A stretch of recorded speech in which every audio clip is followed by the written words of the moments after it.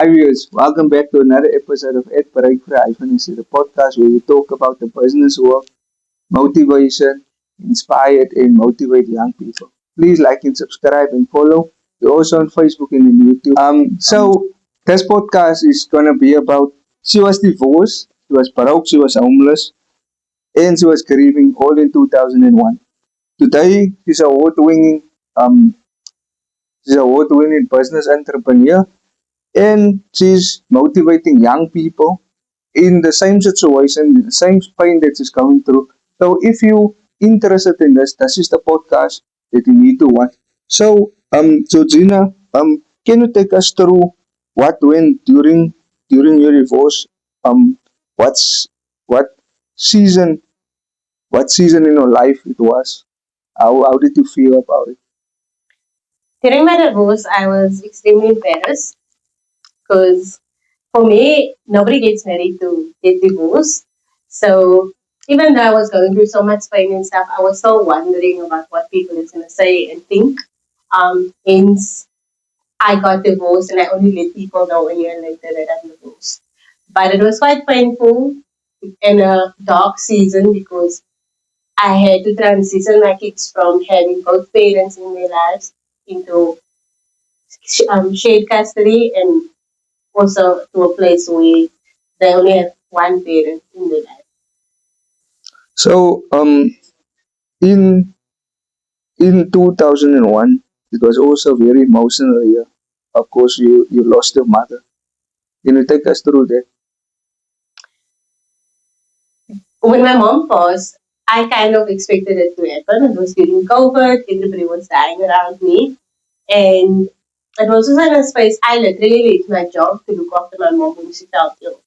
At the time, we didn't know it was COVID. We thought it was just high sugar, low sugar levels, and all the other problems, high blood pressure, they led to the to her dying. But at the end, we found that it was COVID. During that period, it was the first time that me and my mom connected really as mom and daughter. During my marriage, my mom didn't really have access to me, and I never visited much. And when I came back after losing my job, I got to spend time with my mom. We got to know each other better because before that, I was out of the house for 16 years. And being back was the best thing ever. I felt so spoiled. I felt so loved and taken care of. And after 6 months, I lost my mom. And that was very heartbreaking.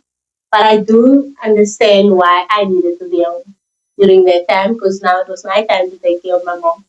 But it was also a space where my brother, my eldest brother, my youngest brother, he lived with my mother and he couldn't deal with the loss.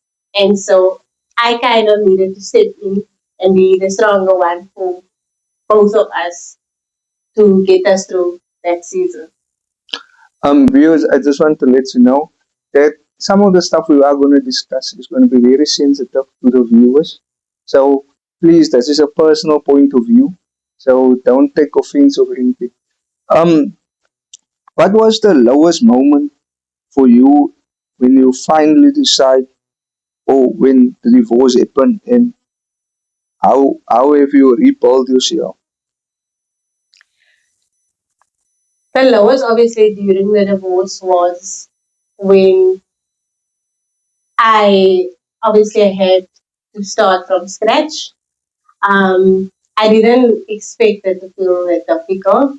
For me, I thought, well, because I'm a strong person and because I have character and I know exactly what loss is and how to be strong, I always thought it was going to be an easy journey, which it wasn't. It came with numerous losses while on the journey. And me building myself back, I literally had to take 4 years to first find myself.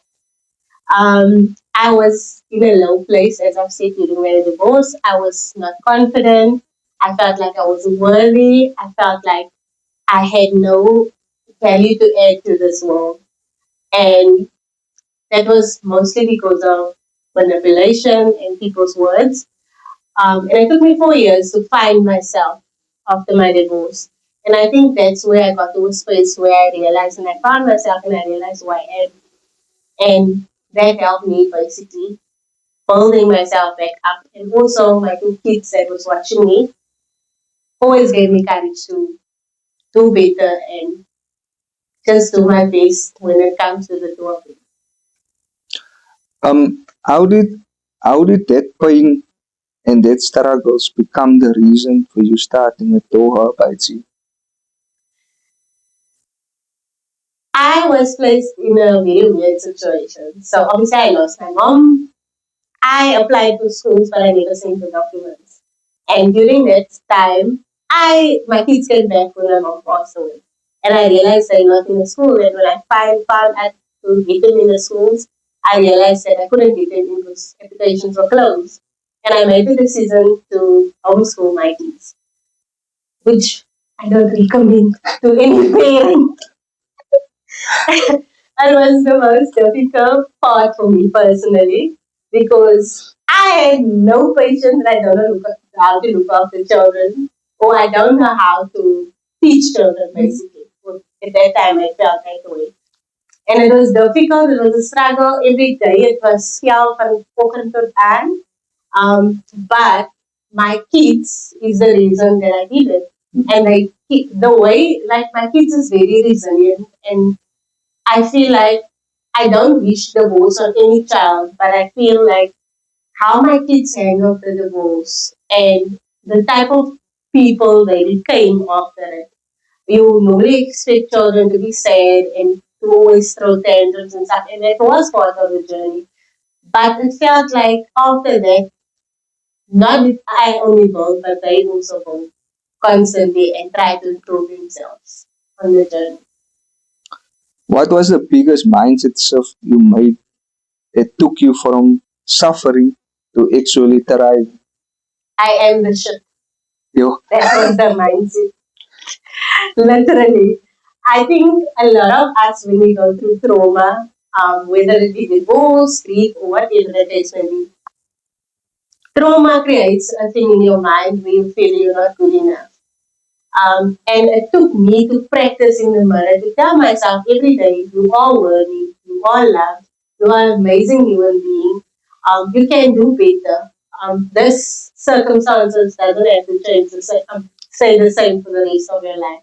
So it's literally a thing of speaking to the mirror, or to yourself, to just say, do it, bitch. Nobody's gonna do it for you.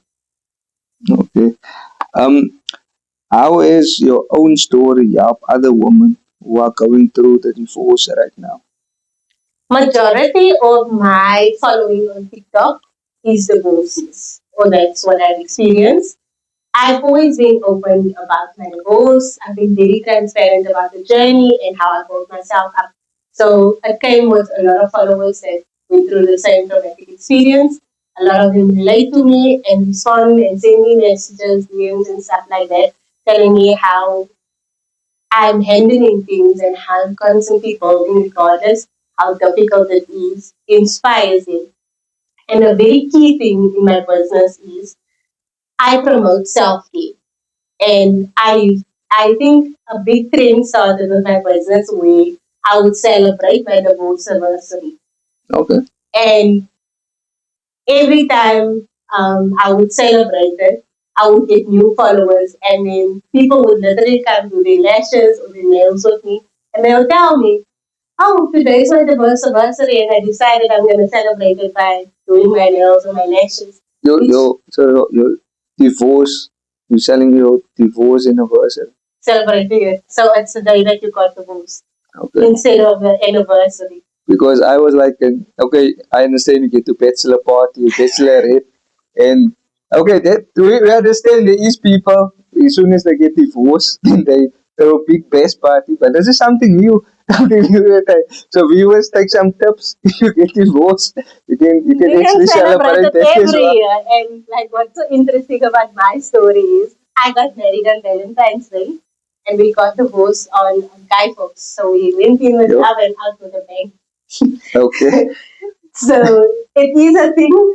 I used to celebrate it a lot. I don't do it that much anymore. But it's more a thing of empowering yourself and celebrating that you went through the struggles, but I'm constantly building myself up. And you make peace with Yes. everything. Um, what particular steps would you tell a woman to take in the moment she decides to rebuild her life after divorce? I think the important part for me would be therapy. I think a lot of us as women, and especially when you come from difficult circumstances or background where there isn't the financial finances to supply you with a therapist or whatever, but you don't necessarily have to pay for it. At churches, you get therapists or people you can speak to, counselors or whatever. But it's very important when you're going through divorce to speak about it to somebody because a lot of us sit up with built up anger, resentment, heartbrokenness, hatred. And especially if you got divorced and you have kids, it's very easy to transfer that feelings to your kids. So the very first steps would be to go back and speak about it because also what it taught me it was to see what my flaws was because obviously we didn't get divorced because of one person only. There was a two-part play in it.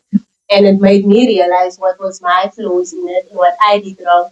And so now when I go into new relationships, I'm able to say, I'm not gonna do that or I'm gonna handle that better. I was really bad at communication. But now I know don't get crazy or get upset, step away, and then later you go back and you speak about something. So the biggest part is to get the therapy when you go through this divorce, not only for you but for your kids as well. The one because you were talking about empowerment and stuff. How do you teach women to turn their pain into power during your talks or if you do workshops as well? Especially like on TikTok, you go on live and you talk about certain topics. So it all depends on what your interests are also. So in my case, my workshops is a safe space. So I have numerous workshops and events, and I host that specifically to showcase to women through other women as well as themselves what is their worth and how important it is to take care of yourself, whether it is your mental health, whether it's physically, because a woman who feels good immediately feels confident, immediately feels I can take on this, I can take on that, and also puts themselves in a space to do better in general. So I think I focus a lot on feeling good part of things when it comes to empowering yourself within my business. What is the one thing say you always tell women that gives them hope and confidence to keep going? What you're experiencing now, I went through the exact same thing. And if I could do it and get through it, you can most definitely do the same. Okay. Because what I was thinking, I know in South Africa the stats is not out yet now for 2026. It's more based on 2024. In the epidemic, there was quite after that there was quite a lot of divorces. The rating is more about 8.9% now, more or less. And most of the things that in a relationship or in uh yeah you can say in a relationship or in a marriage is that it's either infidelity, finances, and communication. That is the most people get divorced for. And I know if we go through it, I don't know. I was it in court? I was that So we got divorced in the High Court. I initiated the divorce, which I got myself a lawyer for to set up everything. Took a while for us, it took a year for us to get divorced because we didn't want to get divorced. And then eventually, when we signed, then I went to the High Court. Basically, it's literally probably a minute of your life. You get on the sand, you have to do certain words, you have to say that the divorce is in the marriage is irreconcilable, and that it is, and if you want the divorce, you do not no longer want to be married anymore. And then the judge says, and then it's over. Did you get a flashback, like in that moment, like in just Me, like I was shook during that process. Because the thing is, when you get married, it takes months and months to plan, and the day itself is amazing.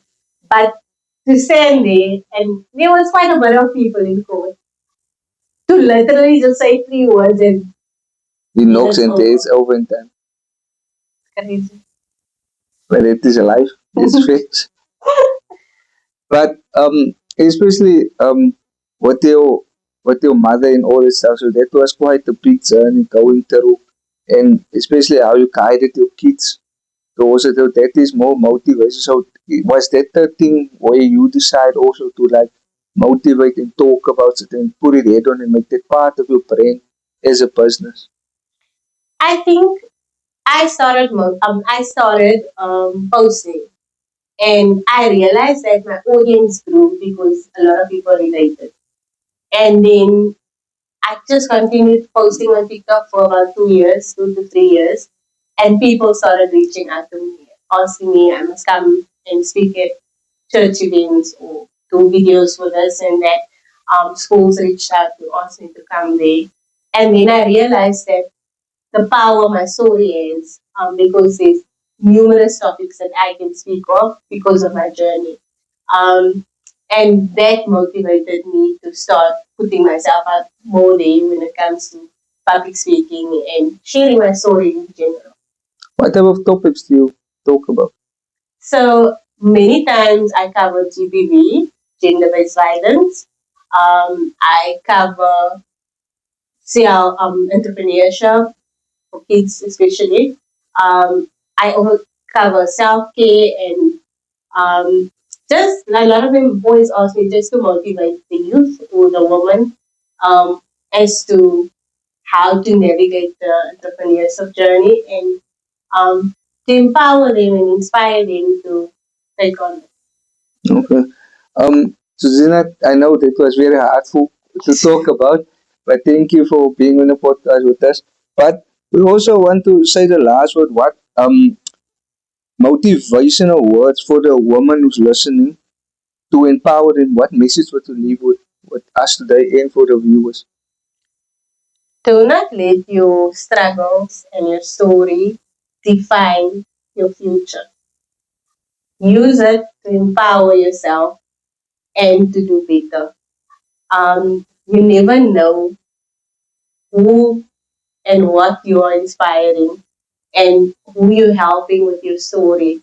Many of us, we struggle. When we struggle in silence.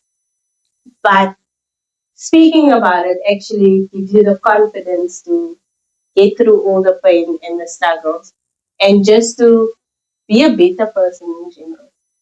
Okay, thank you.